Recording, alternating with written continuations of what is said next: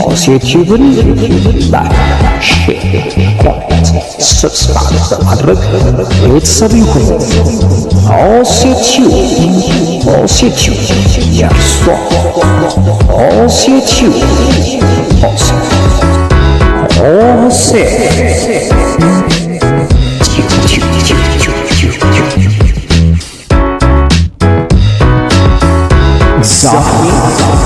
ያድናል፣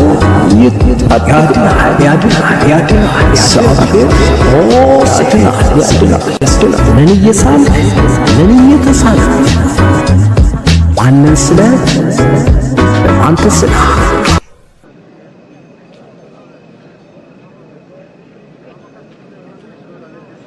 ማንም አንደኛውን ጉንጭን ቢመታ ሌላውንም ደግሞ አዝረስጠው። ጤና ይስጥልኝ የተወደዳችሁ። ምን እየሳልን ምን ተስሎብናል? የእግዚአብሔርን ቃል እንዴት እንገልጠዋለን? እንዴትስ ይገባናል? በበራልን ልክ እናብራራዋለን? ጸጋው በበዛልን ልክ እንኖረዋለን?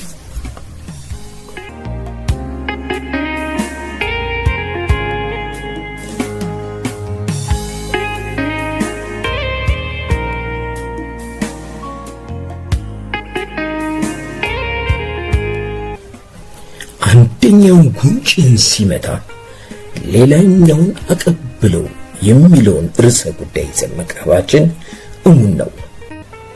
በቅድሚያ ሆሴቲዩብ እሽታቸውን ላልነፈጉ ለነዚህ ወንድሞች ዘመናችሁ የበረከት ይሁን ብለን እናመሰግናለን። ጌታ አብዝቶ ይባርካችሁ።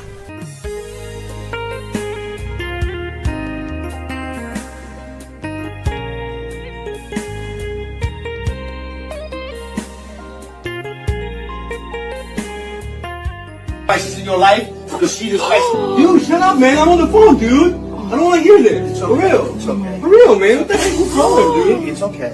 I'm sorry. This breaks the name of Jesus. Make sure God is in your life, Savior of everybody. Have God in your life. If you don't have God in your life, look for God. He's here for you with open arms. He's not the judge. Dude, shut up. Nobody believes. Don't bring your religion, your cult right here. Whatever. I don't believe. God loves all his children. Shut up. You are blessed. You are loved by God. Shut up. You are loved by God. Shut up. Oh, no. Shut up. I say shut up. Dude, Come on, man. it's not cool. Come on. God loves you. Seriously. You blessed me here on this cheek. Bless me on this cheek. This is crazy. Bless me.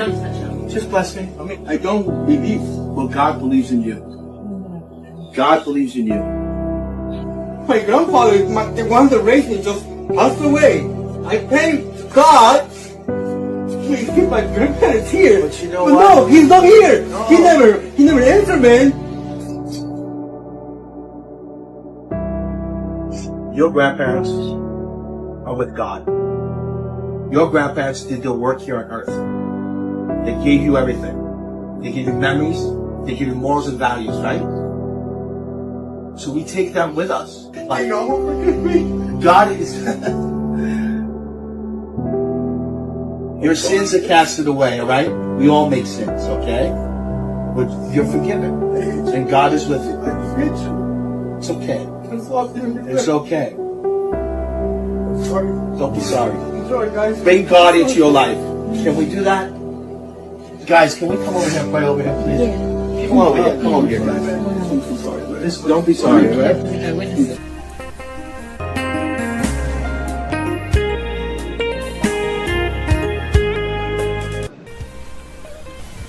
ይህ ርዕሰ ጉዳይ በእያንዳንዳችን የልቦናዎቻችን ጓዳ ገብተው ጥያቄ የሚጭሩና ጥያቄ የሚያነሳ ርዕሰ ጉዳይ ነው። የዛሬው ቆይታችን ከዶክተር ኢዮብ ጋር ይሆናል።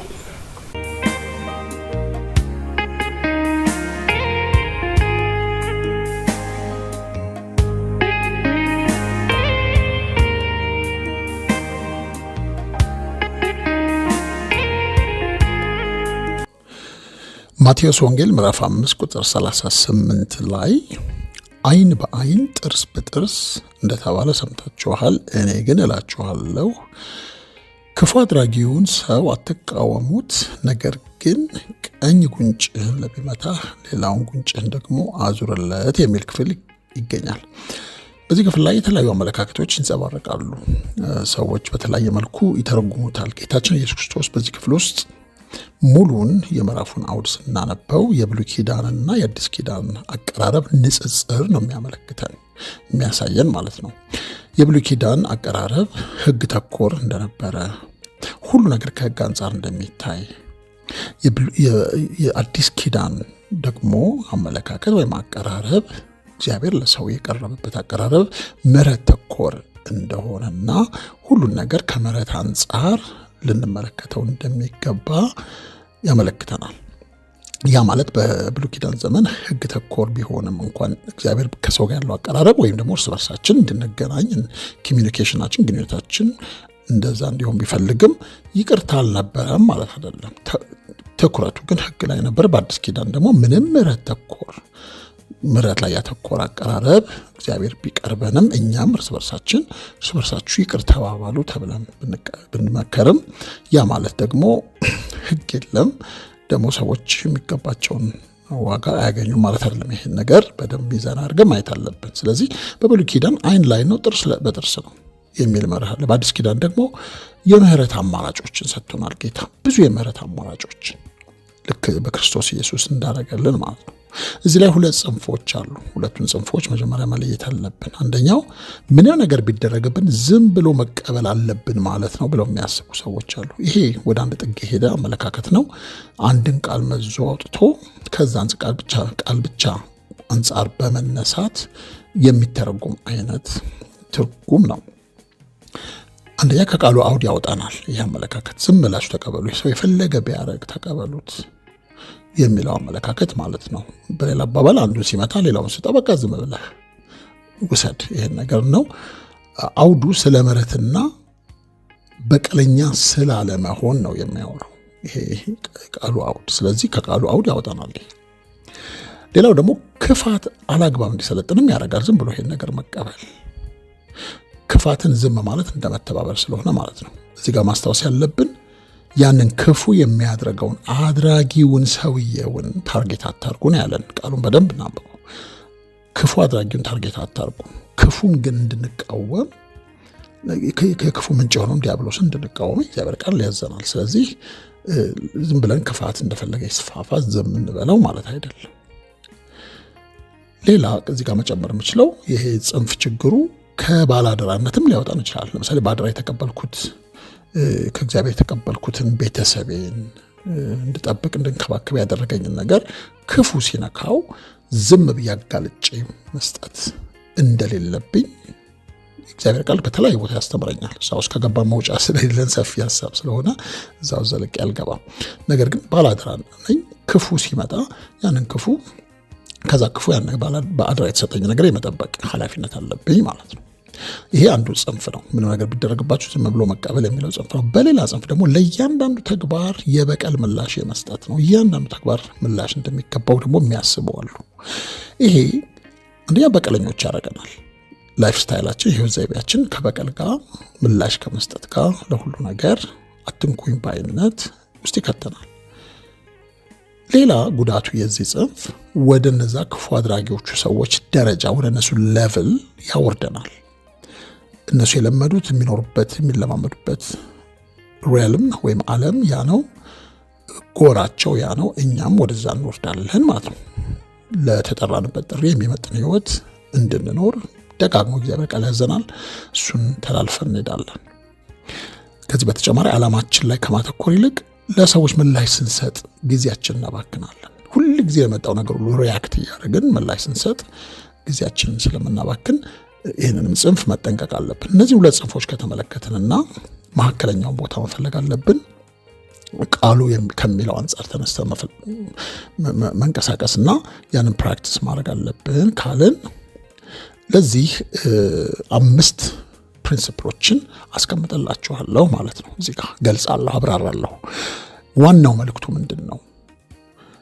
እነዚህም ፕሪንሲፕሎች ከሰው ጋር ባለን ሪሌሽንሺፕ የሰው ለሰው ግንኙነት አንጻር ሮሜ ምዕራፍ 12 ከቁጥር 17 እስከ 21 ላይ ሐዋርያ ጳውሎስ ካስተማረን ወይም ከጠቀሳቸው ሐሳቦች በመነሳት 5 የግንኙነትን ፕሪንሲፕል በዚህ አውድ መሰረት አስቀምጥላችኋለሁ ማለት ነው። አንደኛው የመጀመሪያ ሐዋርያ ጳውሎስ የሚያመለክተን ምንድነው? ከስሜታዊ ምላሽ ሁሉ ጊዜ መጠበቅ እንዳለብን ነው። ክፉ ሲደረግብን ኢሞሽናሊ ከመመለስ ወዲያው ሪአክት ከማድረግ ቁጥር 17 ላይ ለማንም ክፉን በክፉ አትመልሱ። ስለ ሪአክሽን ነው የሚያወራው። ሪአክት ስለማድረግ ክፉ ሲደረግባችሁ ቶሎ ክፉ የመመለስ ነገር አይምጣላችሁ፣ ስሜታችሁን ተቆጣጠሩ ነው። ከሰዎች አንድ ክፉ ተግባር በኋላ ለመጸለይ፣ ለማሰብ፣ ለመረጋጋት፣ ምክር ለመቀበል ጊዜ መውሰድ እንዳለብን አመልካች ነው። ይሄ ከበቀለኛነት ቀኝ አንዱን ጉንጭ መቶኛል እኔ ደግሞ መተዋለሁ ከማለት ይጠብቀናል ማለት ነው። እንረጋጋለን ማለት ነው። ሁለተኛው እዛው ቁጥር 17 ላይ በጎ ነገር ላይ ማተኮር እንዳለብን ያስተምረናል። በሰው ሁሉ ፊት በጎ የሆነ ነገር ለማድረግ ትጉ። ትኩረታችን ሁሉ በጎ የማድረግ ኦፖርቹኒቲ፣ በጎ የማድረግ እድል የማየት የቱ ጋር ነው ለሰው በጎ ማድረገው የሚለው ላይ ኢንጌጅ ማድረግ ያለብን ሊሆን እንደሚገባው ነው የሚያመለክተን። እነዚህ ክፉ የሚያደርጉ ሰዎች ምናልባት ትኩረታቸው ሁሉ ጊዜ ክፉ የሚደረግን ክፋት ይፈልጉ ይሆናል። እኛ ተቃራኒውን ላይፍ ስታይላችን እንድናደርግ ያደርገናል። ይሄ ትኩረታችንና ትጋታችን በጎ ስራ ላይ እንዲሆን ያደርገዋል። ስለዚህ ሰዎች ክፉ ሲያደርጉ እኛ የተጠመድነው በበጎ ስራ ስለሆነ ያ ክፋት በጣም የጠለቀ ጉዳት አያደርስብንም። ለምን? በጣም ቢዚ ነን፣ በመልካም ስራ ተጠምደናል ማለት ነው። ስራ ስንፈታ ብዙ ጊዜ የምንሰራቸው ጥሩ ነገሮች በማይኖሩበት ጊዜ እንዲህ ነገር ቶሎ ኢሪቴት ሊያደርገን፣ ቶሎ ምላሽ እንድንሰጥ ሊያደርገን ስለሚችል ማለት ነው። ሶስተኛው መርህ በሰላም ለመኖር የተቻለንን የማድረግ መርህ እዛው ቁጥር 18 ላይ እዛው ክፍል ውስጥ ቁጥር 18 ላይ ይነግረናል። ቢቻላችሁ በበኩላችሁ ከሰው ሁሉ ጋር በሰላም ኑሩ። ሌላ ፕሪንሲፕል ነው ይሄ ደግሞ ምንድነው የሚጠቁመን?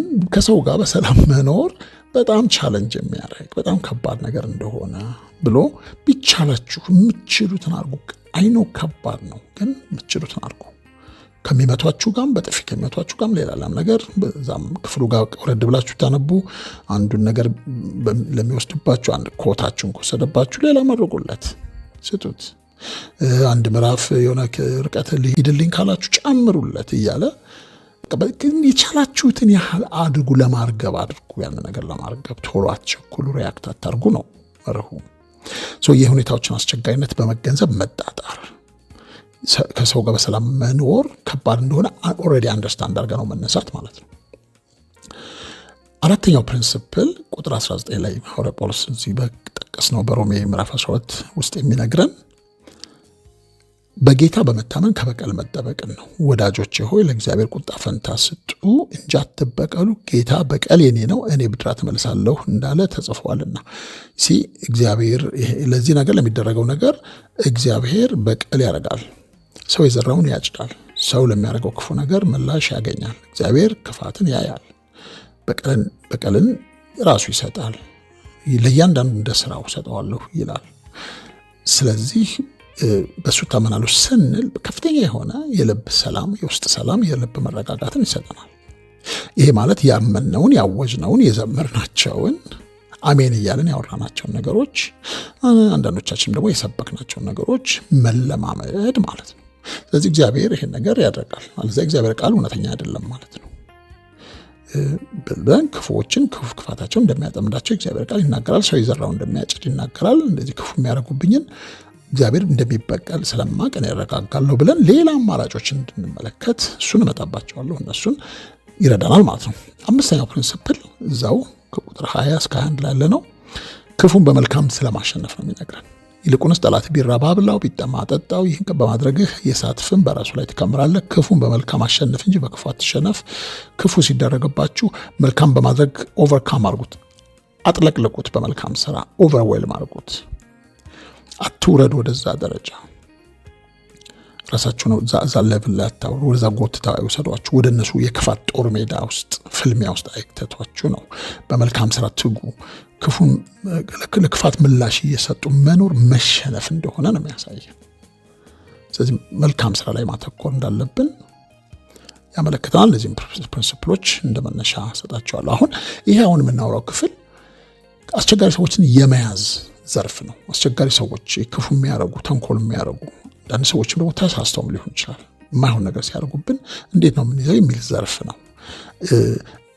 አስቸጋሪ ሰዎችን የመያዝ 4 መርሆችን ፕሪንሲፕሎችን አስቀምጣለሁኝ። ከዛ ማጠቃለያውን ሰጥቼ ጨርሳለሁ ማለት ነው።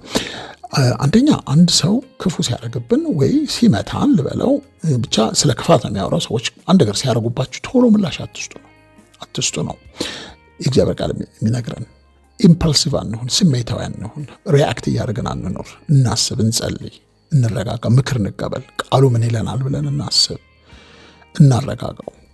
ነገር ግን አስቸጋሪ ሰዎች የማይሆን ነገር ሲያደርጉብን 4 መመዘኛዎች አሉ ምን አይነት ምላሽ እንደምንሰጥ። አንደኛ የመነሻ ሐሳቡን ማግኘት አለብን። ተግባሩን በክፋት ነው ያደረገው ወይስ በስህተት? ይሄ ወሳኝ ጉዳይ ነው ለምንሰጠው ምላሽ። አንድ ሰው የሚያደርገው ነገር ሆን ብሎ አስበው ካልኩሌት አድርጎ በተንኮል ኢንቴንሽናሊ ሁል ጊዜ እያሰበ ተንኮል የሚያደርግብን ክፋት የሚያደርግብን ከሆነ የምንሰጠው ምላሽ ምን እንደሆነ በጥንቃቄ ማየት አለብን። ሌላው ምላሻችን የሚወስነው የመደጋገሙ ጉዳይ ነው። ተግባሩን የሰራው ሰው ያን ነገር ደጋግሞ ነው ወይ የሚሰራው? አንድ ጊዜ ሰው ሲሰራ ስህተት ይባላል። ቢደጋገመው ከሆነ ሌላ ጉዳይ ስለሆነ የልማድ ጉዳይ የባህሪ ጉዳይ ስለሚሆን ማለት ነው። ሶስተኛው ይሄ ሰው የሚያደርግብኝ ክፋት ምላሽ ለመስጠት ሳስብ የሚያስከትለው ጉዳት ምንድን ነው? አንድ ሰው መጥፎ ነገር ሲያደርግ እኔ ላይ ቤተሰቤ ላይ ቀደም ብለን እንደጠቀስነው እግዚአብሔር በአደራ እንድጠብቅ ያደረገኝ የሰጠኝ ኃላፊነቴ ላይ የሚያስከትለው ጉዳት በጣም ሲሪየስ ከሆነ ተግባሩ በእኔና የኔ በሆኑት ላይ የሚያስከትለው ጉዳት በጣም ጠንካራ ከሆነ የሚጎዳ ከሆነ ሊታሰብበት ምን አይነት ምላሽ ሊሰጥ እንደሚገባ በደንብ ሊታሰብበት ይገባል ማለት ነው። አራተኛው የመጨረሻው የግንኙነቱ አይነት ነው የሚወስነው። ከዚህ ሰው ጋር ያለኝ ግንኙነት አይነት ምንድን ነው?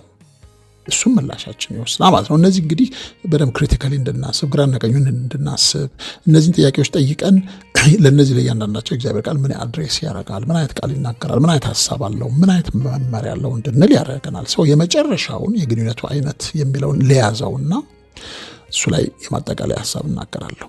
ሰዎች ክፋት ሲያደርጉብን የምንመልሰው ምላሽ ምህረት ተኮር የሆነ ምላሽ፣ ጥንቃቄ ተኮር፣ ከስሜት ወጣ ያለ ምላሽ ለመስጠት የግንኙነቱ ደረጃ ወይም አይነት ኮንሲደር መደረግ አለበት። አንደኛው ቋሚ ግንኙነት ነው ወይ? ይሄ ግንኙነት ይሄ ክፉ ያደረገብኝ ስላፕ ያደረገኝ የመታኝ ሰው ከፕሪንሲፕል አንጻር መጥፎ ነገር ያደረገብኝ ሰው ቋሚ ግንኙነት ነው ያለው ከኔ ጋር ወይስ ጊዜያዊ ግንኙነት ነው ያለው ብለን በእነዚህ እንለያለን። ሌላ የመለያ መርህ ነው ይሄ። ቋሚ ግንኙነት የምንለው ለምሳሌ መጥፎ ነገር ያደረገብን ሰው ልንለየው የማንችል የቤተሰብ አባል፣ የትዳር አጋር በሚሆንበት ጊዜ የቃል ኪዳን ግንኙነት ያለን አይነት ሲሆን ምህረትን ለመለማመድ የምንችለው ማድረግ አለብን። በተቻለ መጠን ይህን ሰው ለመለወጥ እንዲለወጥ ማገዝ አለብን። እንደገና ደግሞ እኛም ራሳችንን በመለወጥ ምናልባት እኛ ለዚህ ነገር መዋጮ ያደረግነው ካለ እንድናስተካክል ራሳችን እንድንመለከት የመጀመሪያው ከቋሚ ግንኙነት አንጻር የሚሰጠው ፕሪንሲፕል ነው። ጊዜያዊ ግንኙነት ከሆነ ያለን ከዚህ ሰው ጋር በስራ በተለያየ መንገድ ላይ በማግኘት ጊዜያዊ ግንኙነት ወይም ደግሞ ግንኙነታችን ጓደኝነት ሆኖ በፈለግን ጊዜ ጊዜያዊ የማድረግ መብት ካለን የማቆም መብት ካለን ምንከተላቸው ፕሪንሲፕሎች ሌሎች ናቸው። ጊዜያዊ ግንኙነት ውስጥ ብዙውን ነገር በዝምታ ማለፍ፣ በትዕግስት ማለፍ በጣም ወሳኝ ነገር ነው። ይሄ የእግዚአብሔርን ቃል የሚያስተምረን ነገር ነው። ሌላው የምንከተለው መርህ ደግሞ ከሰዎቹ መራቅ ነው። ከሰዎቹ መሸሽ ካለብን መሸሽ አለብን። ይሄ ማለት ቂም መያዝ፣ ጥላቻ መያዝ ማለት ሳይሆን በቅንነት ምንም ተንኮል ሳናስብ ምንም ቂም ሳንይዝ የመጎዳትን ስሜት ሳንይዝ ከሰዎቹ በፕሪንሲፕል ከሰዎች ጋር ያለን ግንኙነት በፕሪንሲፕል መርህ ተኮር የሆነ ግንኙነት ማድረግ ነው። በጊዜያዊ ግንኙነት ውስጥ ሰዎች መጥፎ ነገር ሲያደርጉብን በተለይ የሚጎዳ የሚደጋገም ሲሆን ለሚመለከተው አካል የማሳወቅ ለመሪዎች፣ ለተለያየ ሰዎች ለተገቢው አካል የማሳወቅንም መመሪያ መውሰድ እንችላለን። እንግዲህ አሁን ያጋራኋችሁ በጣም ባጭሩ ክፉን በክፉ የሚልን ጥያቄ የሚመልስልን እንዴት ክፉን በመልካም መቀየር እንደምንችል የሚያስተምረንን የእግዚአብሔርን ቃል ነው ያጋራኋችሁ። ስለተከታተላችሁኝ በጣም አርቄ አመሰግናለሁ።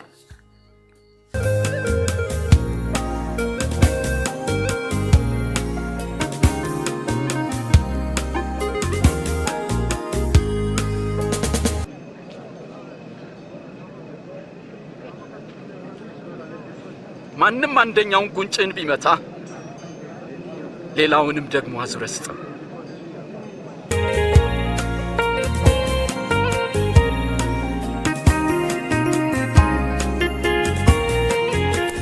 ውድ ቤተሰቦች ሕይወትን ሊጠይቅ ሊፈትሽ የሚችል ርዕሰ ጉዳይ እንደሆነ እናያለን።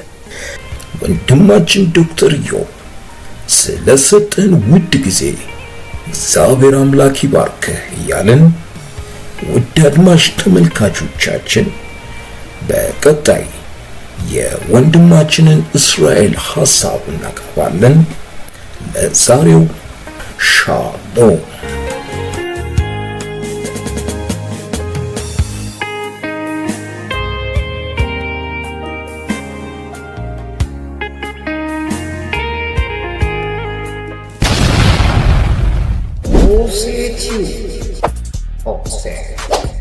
Like, share, subscribe.